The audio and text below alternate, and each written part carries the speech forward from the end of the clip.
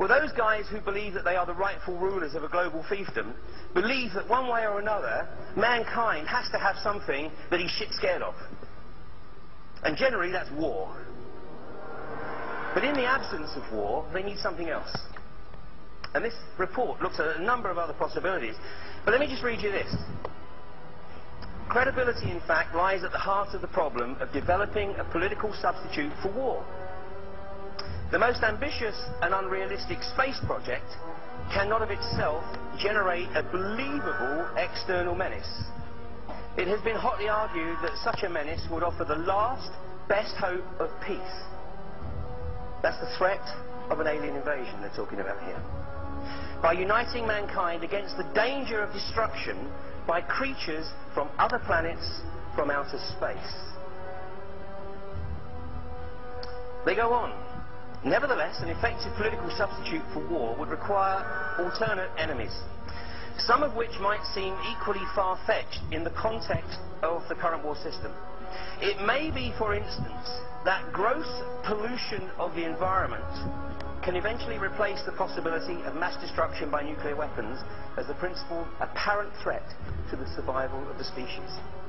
Poisoning of the air and of the principal sources of food and the water supply is already well advanced. 1967. And at first glance would seem promising in this respect. It constitutes a threat that can be dealt with only through social organisation and political power.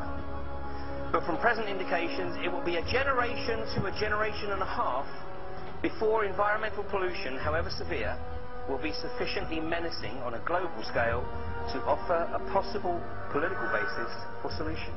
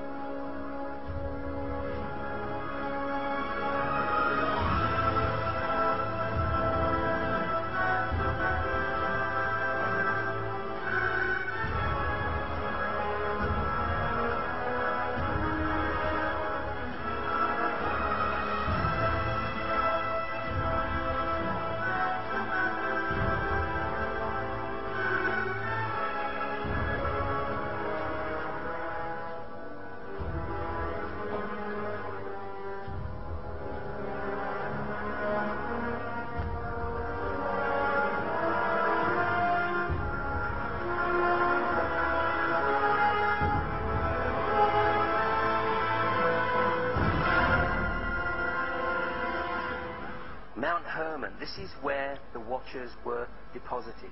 Now, Mount Hermon sits at a very, very interesting location on this planet.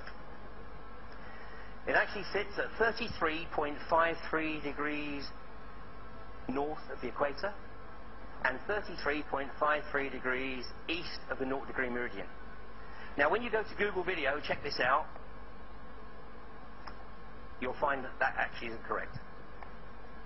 Because you have to take into account the adjustment that the 0 degree meridian was moved in 1886 from Paris to London. So were these guys trying to hide something? But when you make the adjustment for that move from Paris, it was called the Rose Line, Roslin, the Rose Line, to London, you come up with 33.53 degrees. Now this is a very, very interesting, and of course there is absolutely a connect between the 33 degrees and the 33 degrees in Freemasonry and the mystery schools. The Earth is 21,600 nautical miles in circumference, and of course that's 360 degrees. So when you take the equation, you take 33.53 degrees divided by 360 multiplied by 21,600, guess what you come up with? 2,012 nautical miles. So Mount Hermon, the exact place where the watchers were deposited X number of years ago, sits at 2,012 nautical miles north of the equator and east of the 0 degree meridian.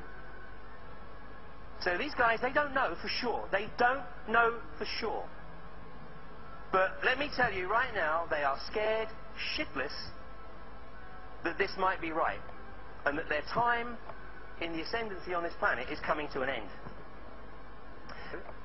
You remember that the Israelis launched an attack on southern Lebanon under the pretense of one of their soldiers being kidnapped. Well, I knew what was going to happen. I knew exactly. I mean, it was so predictable for me. They were going to take the land up to the Litani River and make sure they effectively controlled all the area around Mount Hermon, which today is controlled by the UN.